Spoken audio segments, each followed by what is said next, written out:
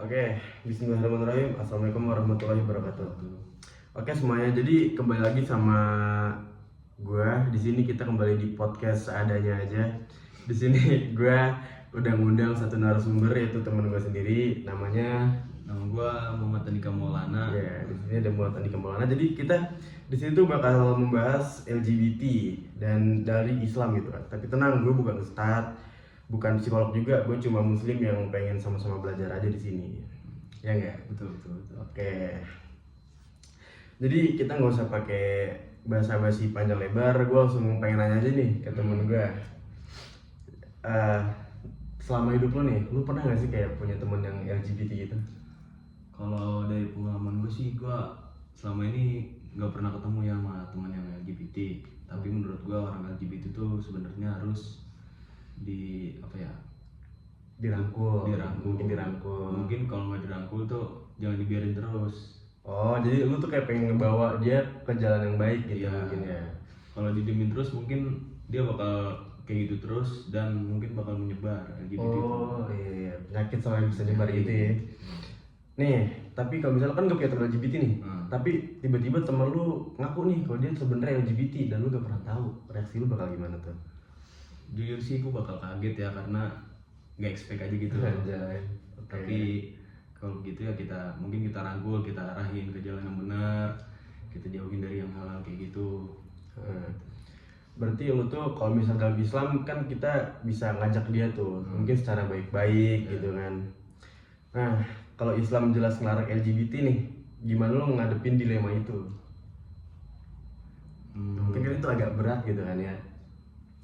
Ya ini pasti berat.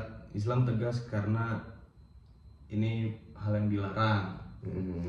Tapi Islam juga ngajarin tentang rahmat dan apa ya? Mungkin itu bukan kutukan gitu ya. Iya. Jadi kalau misalnya gue tuh ikutin Islam gitu kan. Jadi kayak gue tuh harus bisa gitu loh. Yang lo lakuin mungkin salah menurut syariat gitu kan. Tapi gue nggak akan ninggalin lo, mungkin gitu kan. Maksudnya gitu. Gue nggak bakal ninggalin lo sebagai temen. Jadi lu tetap bakal ngajak dia tuh sebagai temen lu, tapi bakal ngarahin juga gitu kan. Nih, menurut lu nih, kan kalau kita ngajak dalam kebaikan nih, gimana kalau misalnya ngebedain dari lu ngebenci dia atau lu menolak dari sifatnya dia yang LGBT itu? Apa lu setuju apa yang dia lakuin atau enggak gitu? Gue jujur kalau begitu gue bukan benci sama orangnya, tapi benci sama sifatnya. Karena kalau benci orangnya mungkin dia akan terus menjalar kayak gitu terus. Kalau dijauhin, benar. bukan terus. Jadi Kita kayak rangkul aja. kita rangkul pelan-pelan sampai dia berhenti biar LGBT itu enggak terus-menerus ada gitu kan. Kalau bisa tuh di Indonesia mungkin ada peraturan buat ngelarang LGBT itu. Karena dalam Islam kan juga nggak boleh kan. Emang sekarang tuh belum ada ya aturan kayak gitu ya? Kurang tahu. Harusnya Bisa lebih ketat lagi. lebih ketat lagi biar nggak ada ya. Mungkin ada cuman Masih belum ketat gitu. Ya, apalagi kan sekarang tuh kalau di sosial media gitu orang-orang tuh pada nge-publish gitu kan dan kayak gak ada malu gitu. barat. Iya, kita orang barat. FOMO lah ya, FOMO bahasanya FOMO. Oke. Misalnya nih, lu ada kajian nih, lu pengen dakwah gitu kan tentang LGBT nih gitu kan. Terus ada temen lu yang LGBT mau ikut, apa lu bakal larang dia atau lu bolehin dia? Ya pasti gue bolehin, karena mungkin itu akan membimbing dia ke jalan yang lurus dan gimana ya?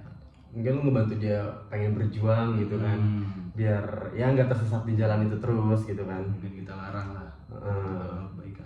Lagian juga kan dakwah nggak cuma buat orang-orang yang masih suci atau bener ya kan, pasti ada aja kan kita tuh kesalahannya. Oke. Menurut lu nih kan dakwah ada yang keras gitu kan, kayak bener-bener nentang, atau ada dakwah juga yang baik-baik. Nah, menurut lu dakwah yang menentang itu bisa bikin orang-orang yang pengen jadi baik itu jadi bener atau malah makin kabur? Kalau yang menentang mungkin untuk itu balik lagi ke orangnya masing-masing. Karena pola pikir orang kan beda-beda. Iya sih. Mungkin kalau lebih baik kalau dakwah tadi ya. Dakwah harus baik-baik. yang baik-baik. Iya sih. Soalnya kalau menurut gue dakwah yang kayak misalnya nentang gitu, kayak marah-marahin, terus kayak dikit-dikit dibenci gitu, bahas-bahasan dibenci, itu malah bikin orang yang nggak mau datang nggak sih? malah mungkin bikin orang jerah, nah nggak mau datang lagi. iya malah bikin gak mau datang gitu kan. Ini kalau gue tanya kan sekarang perkembangan zaman tuh makin luas gitu kan, di medsos gitu, gampang lah apa sosial media. Lu pernah gak sih kayak ngedebatin soal LGBT ini di sosial media?